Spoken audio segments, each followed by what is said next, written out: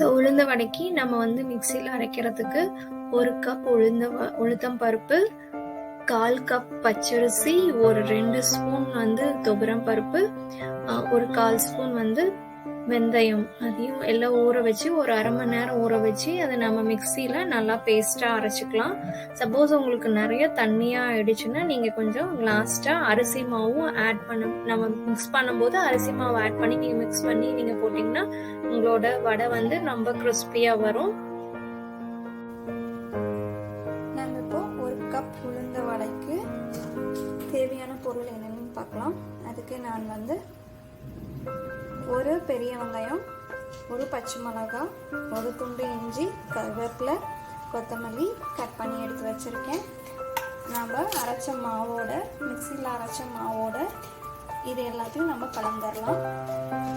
அப்புறம் காரத்துக்காக ஒரு 1/2 ஸ்பூன் மிளகு, ஒரு 1/4 ஸ்பூன் சீரகம், தேவையான அளவு உப்பு, இது எல்லாத்தையும் சேர்த்து நம்ம இப்போ மிக்ஸ் பண்ணிடலாம்.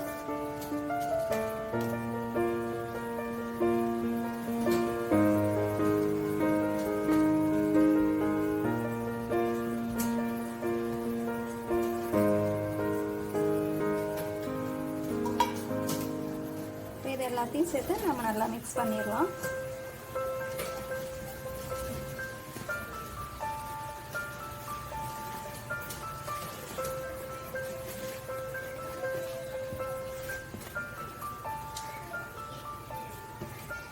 சரி, இது பார்த்தீங்கன்னா நம்ம வித்தின் ஒரு 10 மினிட்ஸில் நம்ம இதை செஞ்சிடலாம். உளுத்த மாவு மட்டும், நம்ம உளுத்த பருப்பை மட்டும் நம்ம ஒரு 1/2 மணி நேரம் ஊற வச்சா போதும். அதுக்கப்புறம் நம்மளோட வேலை ரொம்ப ஈஸியாக இருக்கும்.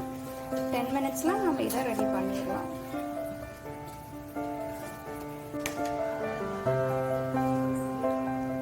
இப்போ இது மாதிரி நல்லா மிக்ஸ் பண்ணிக்கோங்க. இந்த மாவோட நம்மளோட பச்சை மிளகா, கருவேப்பிலை, வெங்காயம் இதெல்லாம் உப்பு எல்லாமே நல்லா மிக்ஸ் ஆகணும்.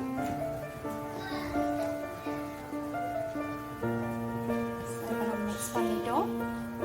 இப்போ நம்ம இதை வந்து வடை மாதிரியும் தட்டி போடலாம், நம்ம பக்கோடா மாதிரியும் போடலாம். நான் இதை வந்து மிக்ஸில் அரைச்சதுனால ஜஸ்ட் நான் பக்கோடா மாதிரி தான் சின்ன சின்னதாக வந்து கிள்ளி போட போகிறேன்.